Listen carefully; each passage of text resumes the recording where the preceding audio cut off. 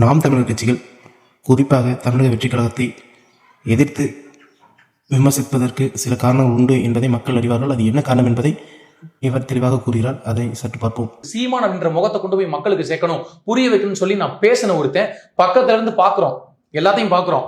மேடையில பேசக்கூடிய முகம் இருக்கு பாத்தீங்களா, அந்த முகம் கிடையாது திரு சீமான் அவர்களுக்கு. திருச்சி சிவாவோட பையன் அவர் வெளிப்படையா எல்லா இடத்துலயும் ஒரு வீடியோ சொல்றாரு. சீமான் குறித்த ஒரு தனிப்பட்ட வீடியோ என்கிட்ட ஒண்ணு இருக்கு, அந்த வீடியோ நான் வெளியிட்டேன்னா சீமான் க்ளோஸ் அப்படின்னு சொல்றாரு. சொல்லிட்டு திரும்ப 3 தினங்கள் கழிச்சு இந்த தேதியில நான் வெளியிட போறேன், நீங்க பாருங்க அப்படின்னு சொல்றாரு. இவர் வெளியிட போறேன்னு சொன்ன தேதி திரு விஜய் அவர்கள் மாநாடு நடத்தின தேதி.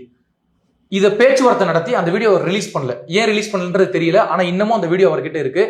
அதுக்கப்புறத்துல இருந்து தான் திரு விஜய் அவர்களை கடுமையா விமர்சனம் பண்ண ஆரம்பிச்சாரு திரு சீமான் அவர்கள். இதுக்கு வலு சேர்க்கும் விதமாக சாட்டை துரைமுருகன் சொல்றாரு, நான் விஜய் ஏன் திட்டுறேன்னு எல்லாருமே கேள்வி கேட்கறாங்க. திரு சீமான் அவர்கள் ஒவ்வொருத்தருக்கும் ஒவ்வொரு வேலை திட்டம் கொடுத்திருக்காங்க, அரசியலுக்காக, தேர்தலுக்காக. அண்ணன் எனக்கு என்ன திட்டம் கொடுத்தாங்களோ அந்த திட்டத்தை நான் செய்யறேன்னு வெளிப்படையா பேசுறாரு. இப்ப நீங்க ரெண்டையும் முடிச்சு போட்டு பாருங்க. திருச்சி சூர்யா ஒன்னு சொல்றாரு, சீமானோட வீடியோ இருக்குன்றாரு, அந்த வீடியோ வெளியாகாம தடுக்கப்படுது.